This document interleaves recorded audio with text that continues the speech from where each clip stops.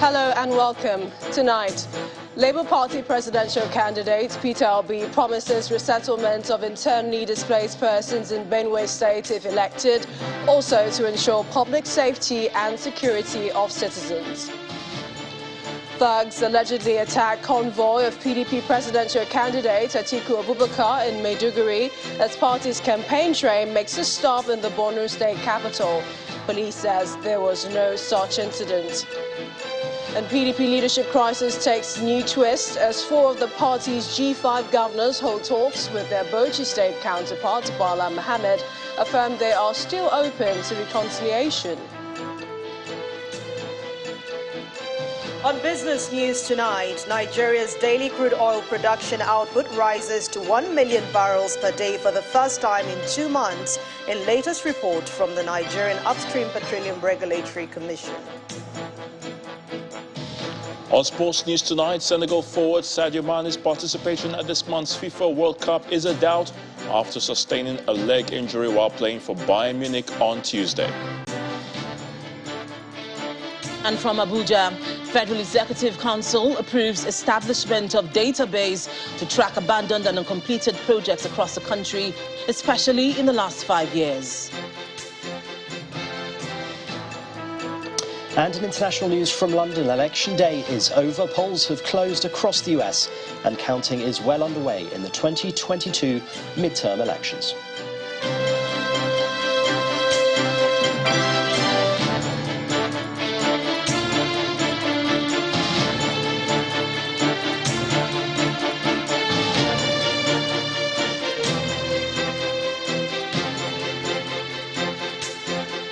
We begin with politics. The presidential candidate of the Labour Party, Mr. Peter Obi, has given assurances of improved public safety and security as a deliberate policy of his administration. He also promised to ensure that internally displaced persons are resettled in their ancestral homes and to unite Nigerians for the common good of the country if voted into power in 2023. Mr. Obi made the promises during the presidential campaign of the Labour Party at the IBB Square in Makurdi, the Benue state capital. The atmosphere at the IBB Square in Makurdi, the Benue state capital, venue of the Labour Party presidential campaign, is charged as a large crowd chants songs of solidarity. The crowd goes wild in jubilation as Mr. Peter Obi, the Labour Party flag bearer, arrives at the venue in fanfare, with celebrity Nollywood icon Mr. Kenneth Okonkwo dancing to the admiration of the party supporters.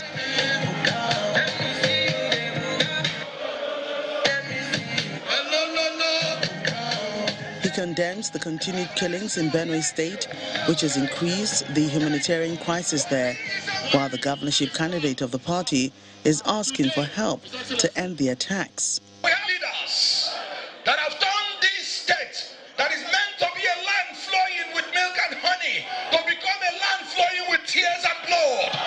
We say no to it. It is our people who have been put in cages. If you go to North Bank, right next door, you will see Benue people living in cages like animals. We hope that when you become president, you will send our people back home and let them live on their land and farm and live a happy life. For a state tagged a civil service-based economy, the vice presidential candidate speaks on new ways to attract investment to Benue State, just as the national chairman of the party says it's time to change the negative narrative. Under Peter Obi, there will be no excuses. His government will be busy bringing us from consumption to production. There will be no blames because we'll be busy delivering on campaign promises. We by ourselves go markets. We first of all buy PDP. And we see say PDP not work. Now which we have been not be so. We can't go buy another products. The second product what we can't buy now APC. So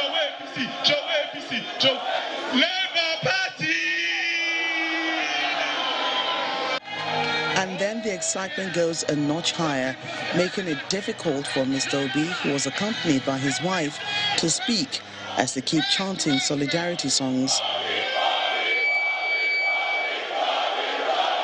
With the crowd now ready to listen, Mr. Obi bears his mind on the issue of peace and public safety in Benue State. Benue State, I assure you, we will secure and bring peace to Benue State.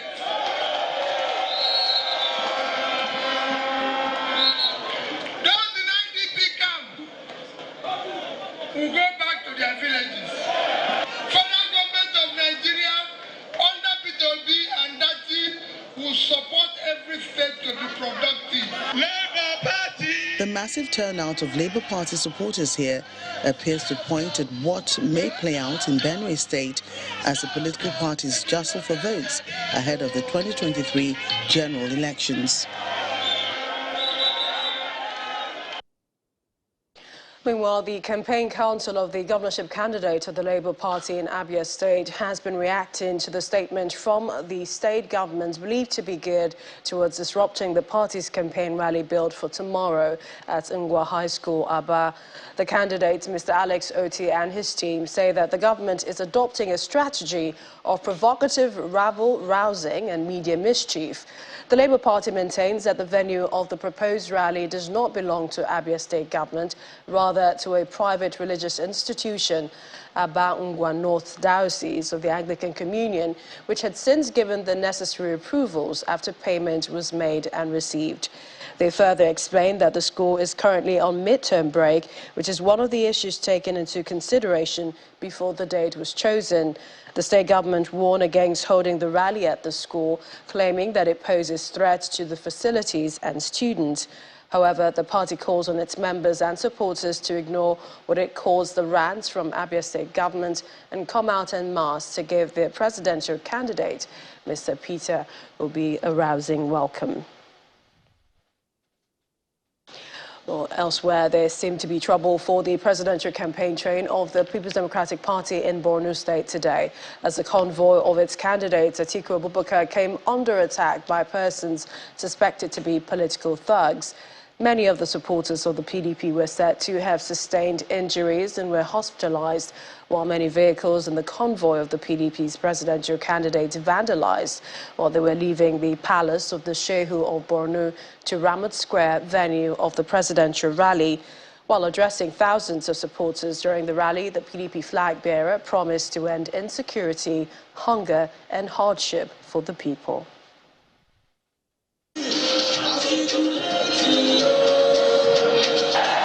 The presidential candidate of the People's Democratic Party, Atiku Abubakar, accompanied by his running mate, Dr. Ifeanyi Okowa, the Director General of the Campaign Council, Aminu Tambuwal, Governor of Adamawa State, Amadu Fintiri, former Governor of Jigawa State, Sule Lamido, the Deputy Governor of Bauchi State, and other members of the party in Borno State all converge on Ramat Square in Maiduguri, the Borno State capital, for the flag-off of the party's campaign in the northeast region.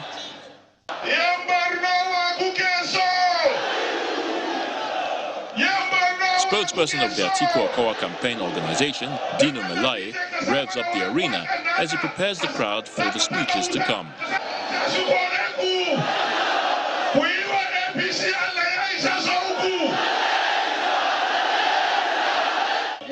The event progresses with the Director General of the Campaign Council, Aminu Tambuwal, telling the supporters what the PDP presidential candidate represents. When he comes into power as president of this country, he will address the issues of insecurity, poverty, unemployment. His government will create jobs for the youth. After him, the party's vice presidential candidate and governor of Delta State, Dr. Ifeanyi Okowa, addresses the gathering, informing them of what they stand to gain by voting for the PDP in next year's elections. We want our children to go to school. We want our people to get health services. We don't want a situation where our children are born to suffer anymore. That is why you must vote for Atiku Abubakar. When his turn to address the supporters arrive, Alhaji Atiku Abubakar presents his programs with clarity. When we arrived, we paid a courtesy call to the Sheikh of Borno. And in his address, he requested us to attend to about 4 or 5 issues that are the problems in Borno. One of them, he requested us to restore peace and security of the state. And we promise him that by the grace of God, if PDP is elected, we shall restore peace and order in Borno State, not only in Borno State, throughout the country. Although Borno State has been home to the All Nigeria People's Party, NNPP, and now the All Progressives Congress, the PDP presidential candidate, however, believes that with the support of the people, the PDP will be victorious in the state and at the center come 2023. Staying with that story, we had earlier told you that there appeared to be some skirmishes as they came under attack, talking about the PDP presidential campaign train in Maiduguri, Borno State, earlier today. Many of the supporters of the PDP were said to have sustained injuries and were hospitalized, while many vehicles and the convoy of the PDP presidential candidate vandalized as well. But the Borno State Command of the Nigeria Police Force has debunked the claims of the attack on the PDP presidential convoy. And speaking to journalists at the command headquarters, Maiduguri, the police spokesperson in the state explained that the convoy was escorted by police from the airport to the Shehus Palace and the venue of the event. He, however, explained that a suspect has been arrested for allegedly attempting to disrupt the convoy while on its way to the airport after they left the venue of the rally. There has been a fake news trending on social media by some mischievous elements that has attracted the attention of many Nigerians, alleging that the PDP presidential candidate's convoy in Borno was attacked on the 9th of November 2022 while holding a campaign rally in the state. The command wished to state authoritatively that the news is not only fake, but also a false and mischievous attempt by some unguided people to incite disturbance and distract the peace of Borno people and Nigeria at large. The campaign rally was done and conducted successfully under a tight and adequate security coverage.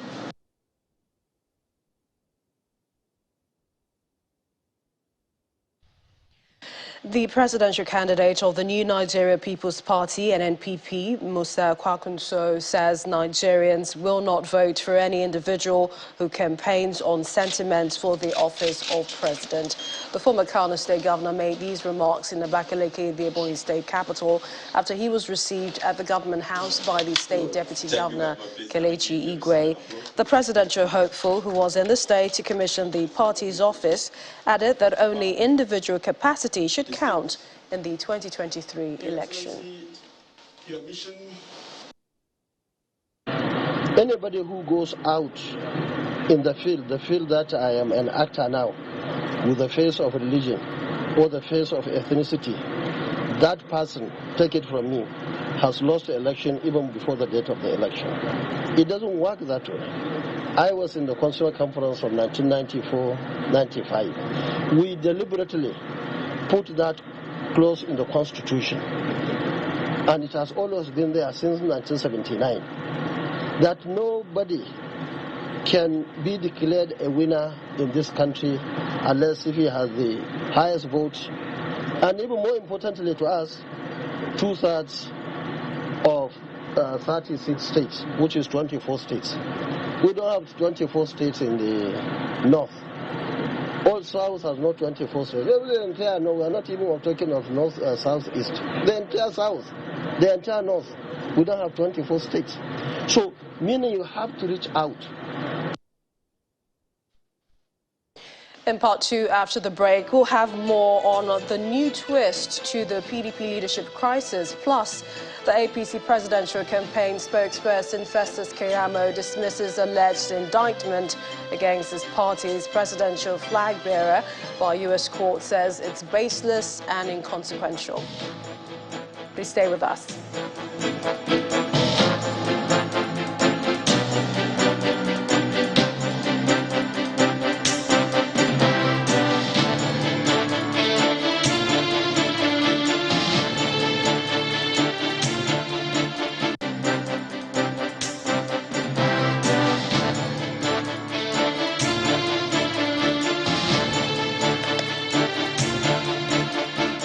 Welcome back. If you just joined us, you're watching the news at 10 live on Channels Television Lagos. Here's a reminder of our top stories. Labour Party presidential candidate Peter Obi promises resettlement of internally displaced persons in Benue State if elected, also to ensure public safety and security of citizens. Thugs allegedly attacked convoy of PDP presidential candidate Atiku Abubakar in Maiduguri as party's campaign train makes a stop in the Borno state capital. Police say there was no such incident. PDP leadership crisis takes a new twist as four of the party's G5 governors hold talks with their Bauchi state counterpart Bala Mohammed, affirm they are still open to reconciliation. And election day is over. Polls have closed across the U.S. with counting well underway in the 2022 midterm elections.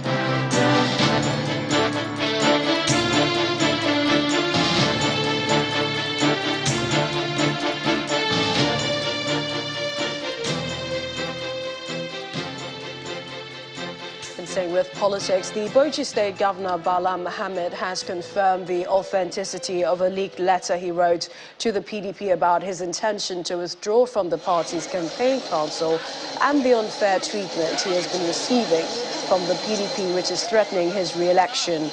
Governor Mohammed explains that the letter he wrote informed the meeting he held with the PDP presidential candidate Alhaji Atiku Abubakar yesterday to discuss the issues, but says in a way he is also connected to the G5 governors.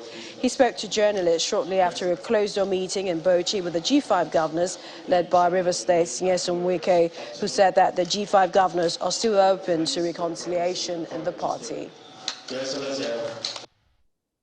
It is no longer a secret that I wrote a letter to the party on my position in Bauchi, what I have found out to be working against me as a leader and as a first-term governor going for my second term. And I wrote it with all honesty and sincerity and with a deep sense of fidelity. And that is why the party invited me to go and discuss with the flag bearer of the PDP, our leader, Alhaji Atiku Abubakar, and we discussed extensively, and I have gotten some explanations because the letter I wrote was not only written by me, it was written by the PDP family in Bauchi and the government of Bauchi. We are here for reconciliation.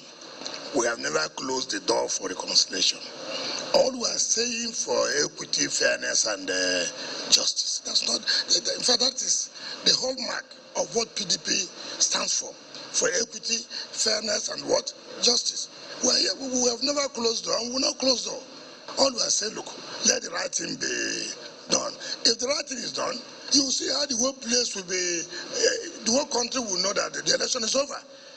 This is the bedrock of the party. This G5 you are seeing, we are the bedrock of the party. So we will not close the door for reconciliation.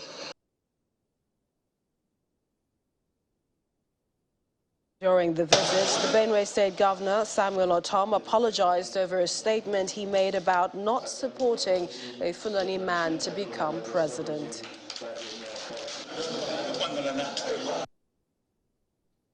I want to say that was not what I meant when I was captured saying that. But all the same, I know that it will amount to logical fallacy if people have taken it the way I did. But I want to say to those who are offended by my remarks, I didn't mean that. I'm sorry about it.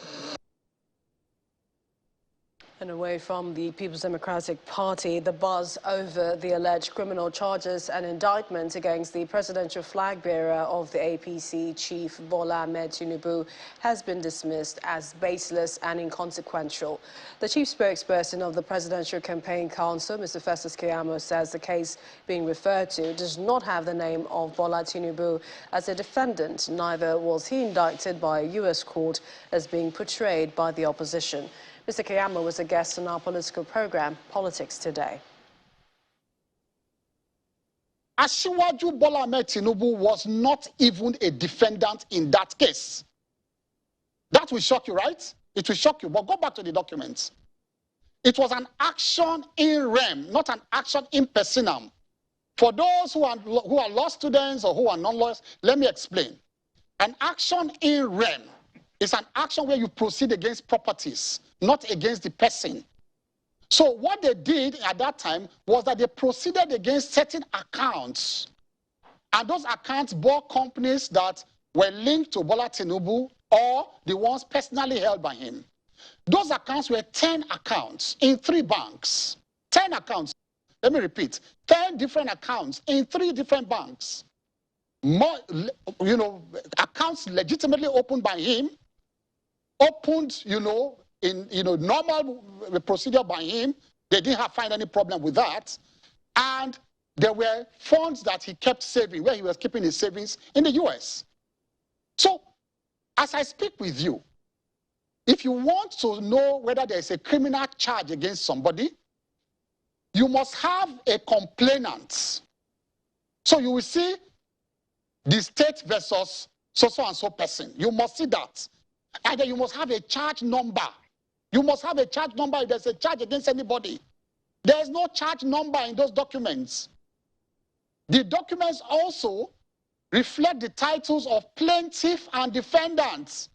A criminal process does not bear the title plaintiff.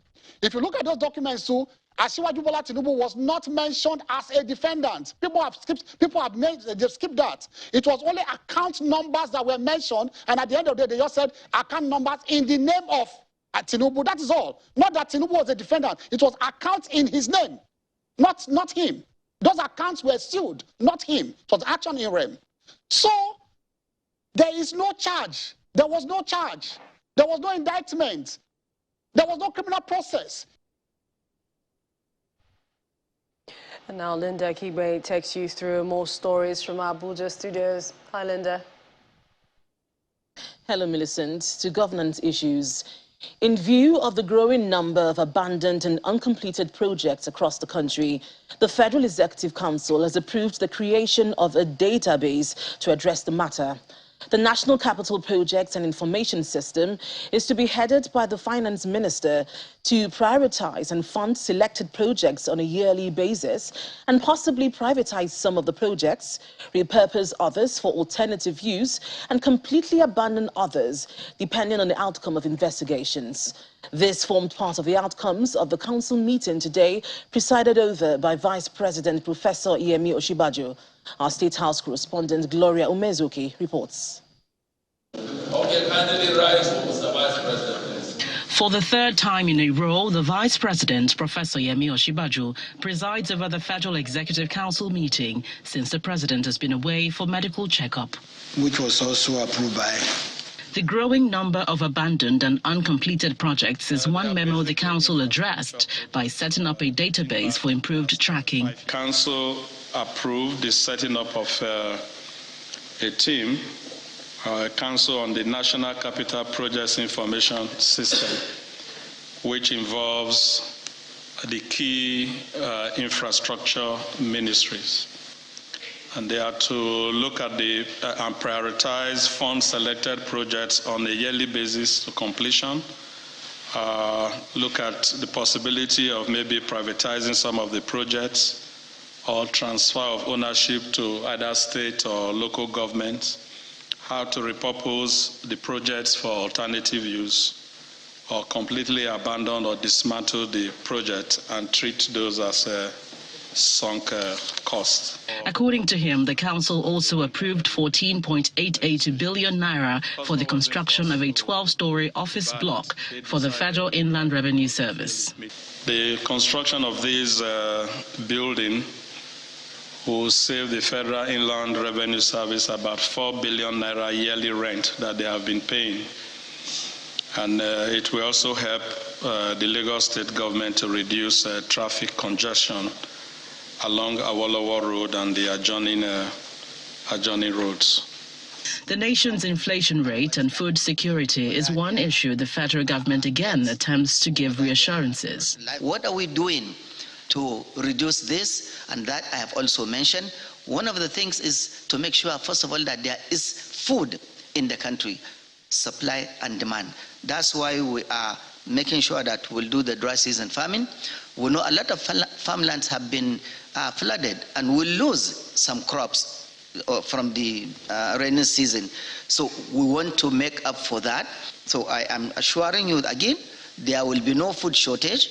We are working on bringing down inflation. The government is also scrutinizing the frequency of zoonotic diseases, cautioning Nigerians to stay alert as it revises the national animal health policy to trace and prevent the transfer of diseases from animals to humans. From the presidential villa, Gloria Umezuke, Channels Television News. Nigeria's daily crude oil production output rises to 1 million barrels per day for the first time in 2 months, in latest reports from the Nigerian Upstream Petroleum Regulatory Commission. That's in business news. Please stay with us.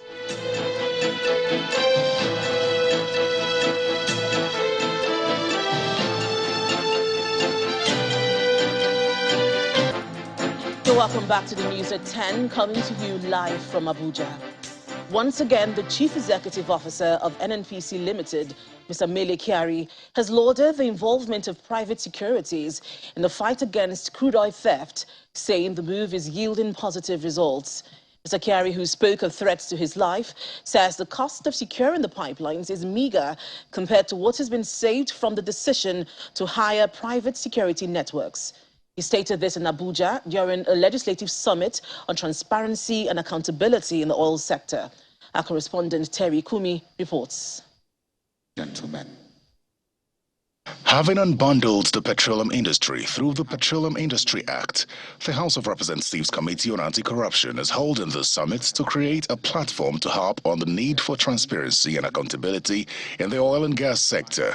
In the absence of a buy-in by Nigerians, and of course,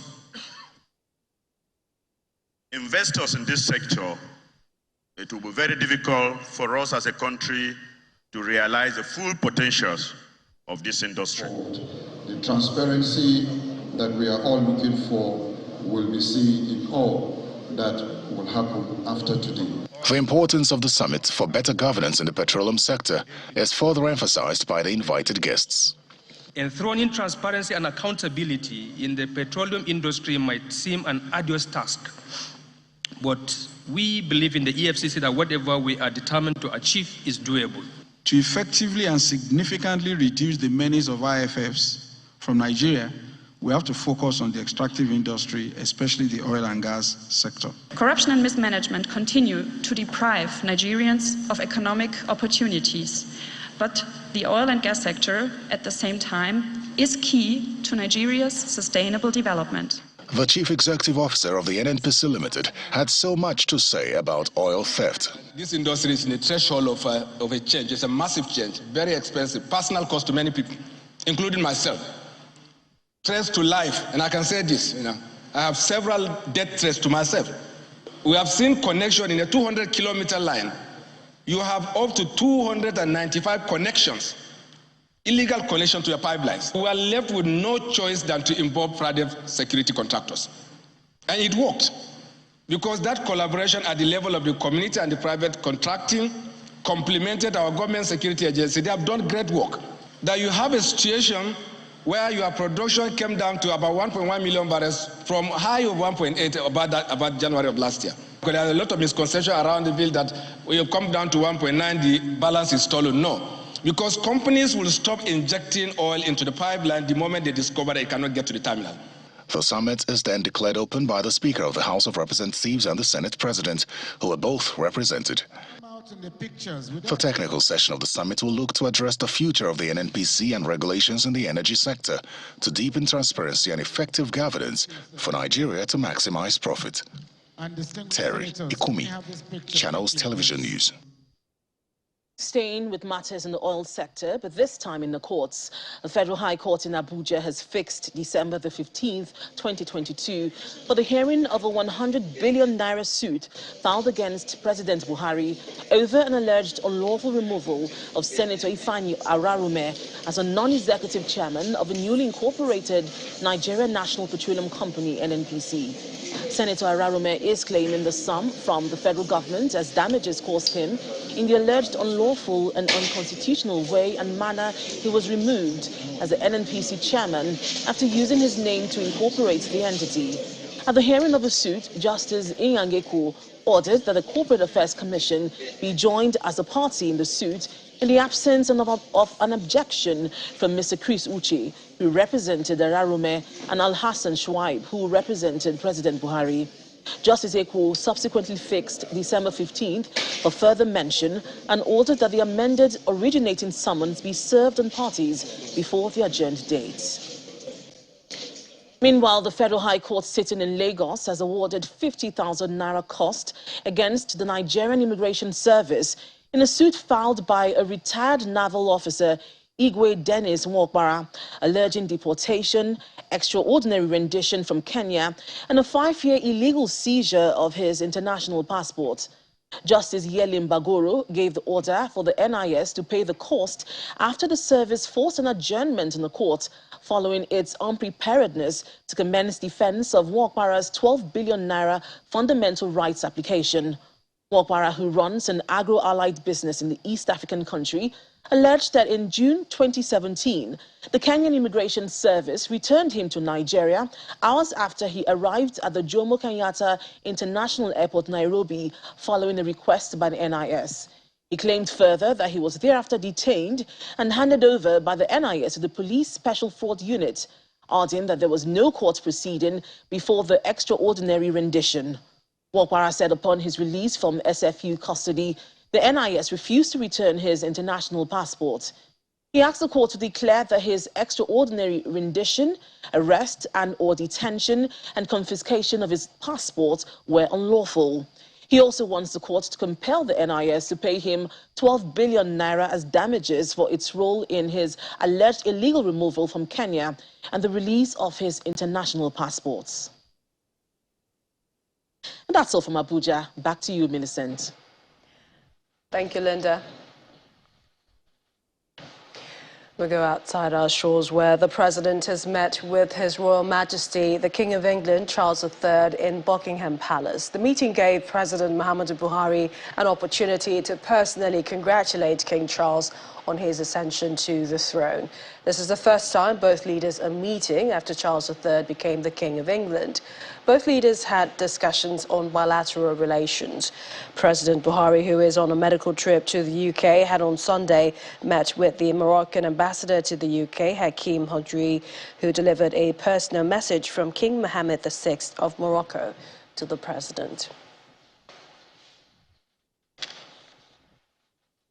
And back home, good corporate governance has been identified as a key enabler of economic development, and professionals are encouraged to be committed to its practice and standard. This was the thrust of discussions at the maiden edition of the National Corporate Governance Summit in Lagos. The summit facilitated discussions on the best ways to apply ethical behaviors, relevant guidelines and extant laws to achieve inclusive and sustainable growth. Participants at the maiden edition of the National Corporate Governance Summit include corporate executives and top public bureaucrats. The summit is seen as timely given the global and national economic realities and as Nigeria prepares for change in its political leadership. The summit aims to create awareness and to enhance knowledge of participants on issues that relate to corporate governance, and in particular instance to address areas where organizational revenues, profits, operational efficiencies can be improved. Identifying its impact on the economy, the keynote speaker offers his thoughts on how the principles of the Nigerian Code of Corporate Governance can be applied to achieve desired results. We need to put it at the back of our mind and continue to remind ourselves that the philosophy that drives values is the philosophy that builds the culture. And if the culture, if we are to scare the culture, which becomes part of our DNA, then we need to be conscious of the philosophy of this code. What it requires. Other resource persons also share their thoughts on the need for corporations to understanding the role of good corporate governance as a critical enabler of sustainable economic development wherever it is applied. Because when it comes to corporate governance, I would say the private sector has an even greater responsibility, to do it right. And at the same time, the same principles can then apply to not just public service, but also to collaboration between the two. And good corporate governance, therefore, means more efficient utilization of resources, better access to capital, better and higher quality employment opportunities, and a better chance of developing in a sustained way. The summit features a plenary session on national building and other sector-specific sessions, leading to a consensus on modules required in the application of strong corporate governance practices. If investors are not confident with the level of disclosure, capital will flow elsewhere. Recommendations from the two-day summit would enable organizers to draw an action plan that projects values across the various spectrum of the Nigerian society and subsequently achieve the objectives of entrenching good corporate governance practice in Nigeria. Now time for business news. Here's Anne Waldo.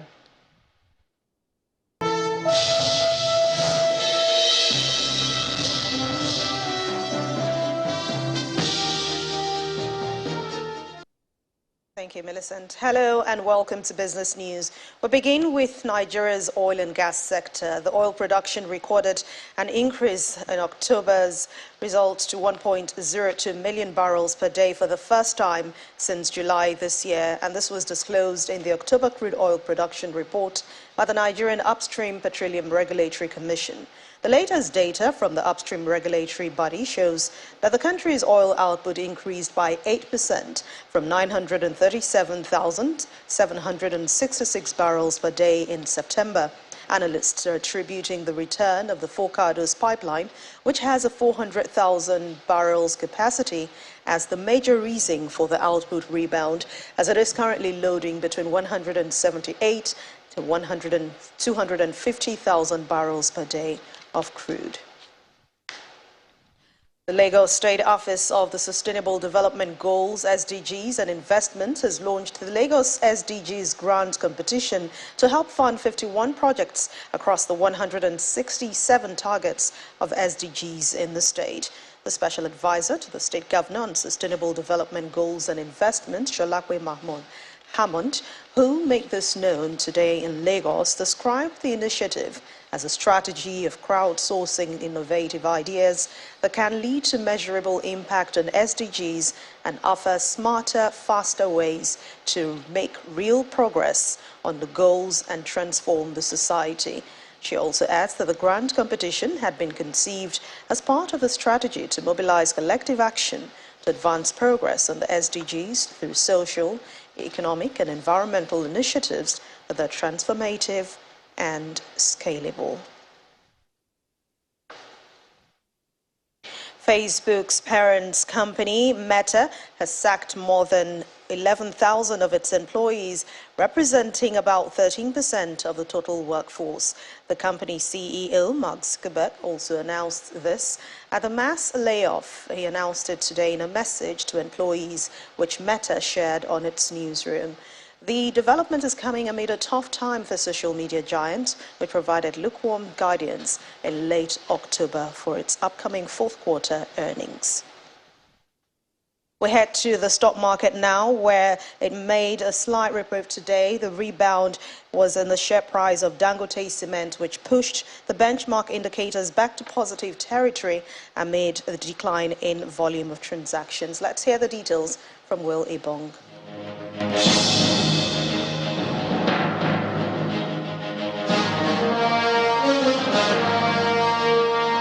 Welcome to the stock market report.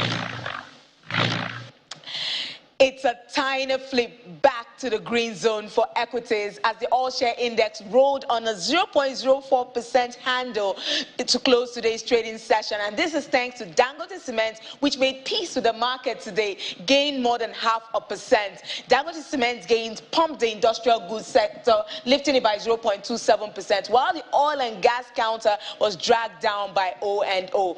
Activity, however, declined, still an indicator of investors' cautious trading in the market. Now let's check out stocks with a bit more price action. Unity Bank still leading there with a 9.09% gain. Remember, it closed 10% higher yesterday, and it's followed by Linkage Assurance and Royal Exchange, while Honeywell Flour led 10 others to the choppers. It's a mild positive market breadth today. Let's hope the market keeps the momentum going. And that's the stock market report. I'm Will Ibong. It's back to you.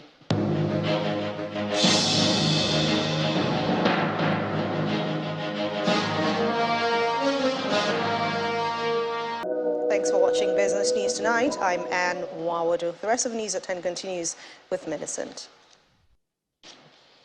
Many thanks, Anne.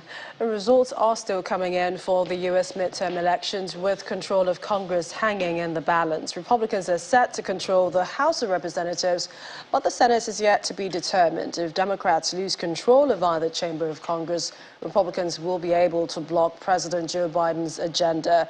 There have been big wins with the governorship elections. Ron DeSantis winning a second term in Florida, and Texas Governor Greg Abbott winning a third term.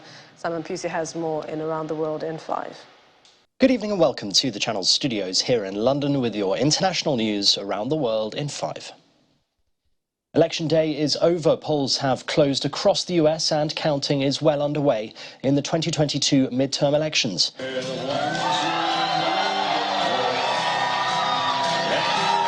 The first results saw success for Trump-endorsed candidates who scored early wins. What a night. I love you guys too. Wow. Thank you guys. I love you. I love you. Wow. Republican J.D. Vance here winning Ohio's US Senate race.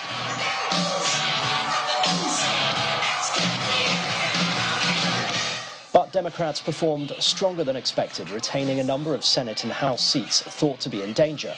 Here, the Democratic state lieutenant governor flipping Pennsylvania's Senate seat, beating Mehmet Oz, a TV host and heart surgeon who was endorsed by former President Donald Trump.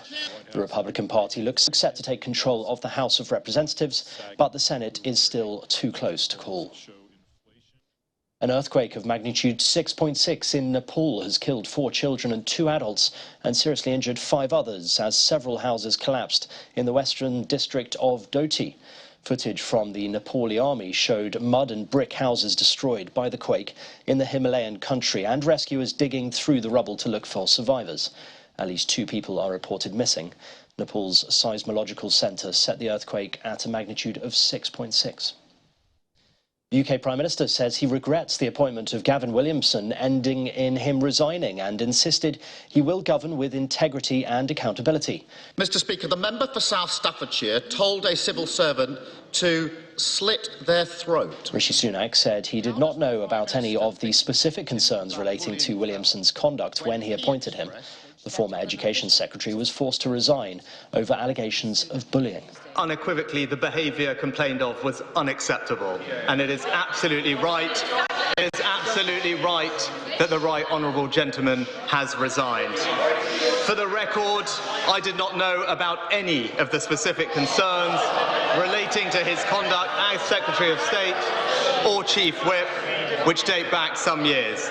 I believe that people in public life should treat others with consideration and respect, and those are the principles that this government will stand by. Football authorities in Iran have said they will punish a beach football player after he celebrated scoring the winning goal in the Intercontinental Beach Soccer Cup by imitating cutting his hair. Saeed Piramoon scored this wonderful long-range goal before making the gesture, which is widely seen as supporting anti-government demonstrations which erupted after the death of a Kurdish woman. 22-year-old Masha Amani died after she was detained by morality police for allegedly flouting the Islamic Republic's strict dress code.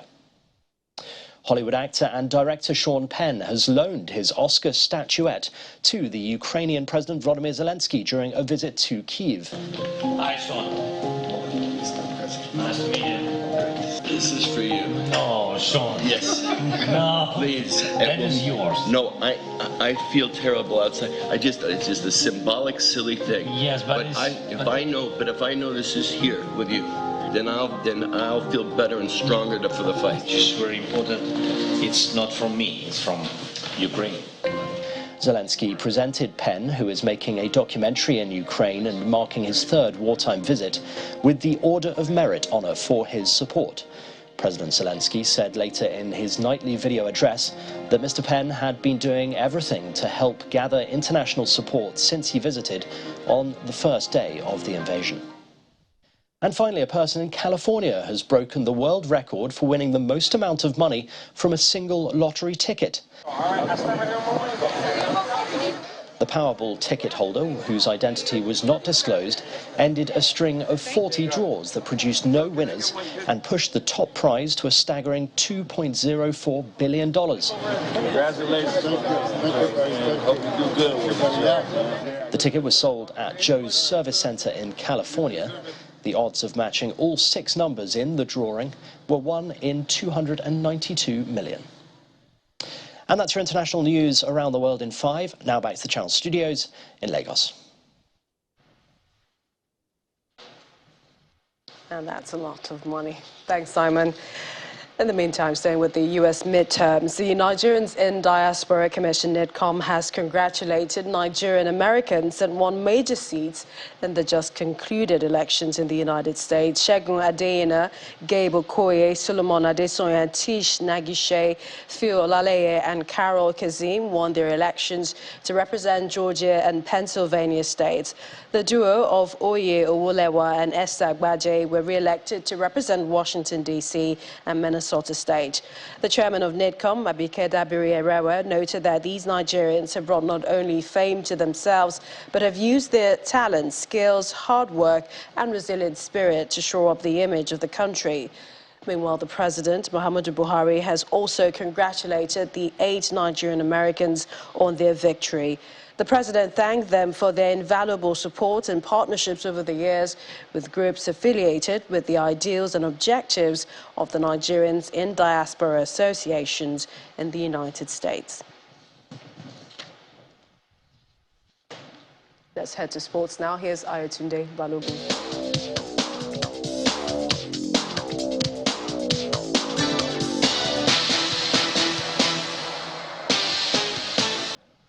Rivers United have progressed to the group stage of the CAF Confederation Cup, where Rivers United held Libyan side Al Nassr to a 1-1 draw and qualified 6-1 on goal aggregate. Plateau United crashed out of the competition after losing 3-0 to another Libyan side, Al Akdar. Well, Al Akdar scored 3 goals in the second half to put aggregate scores at 4-4, but progressed to the group stage on the away goals rule. In the African Women's Champions League, Bayelsa Queens have crashed out after slipping to an odd goal defeat against the host AS FAR in the semi-finals of the championships in Casablanca. Holders Mamelodi Sundowns reached their second consecutive final after beating Simba Queens by a 0-0 in Rabat. And that's a wrap on sports news. I'm Ayotunde Balogun.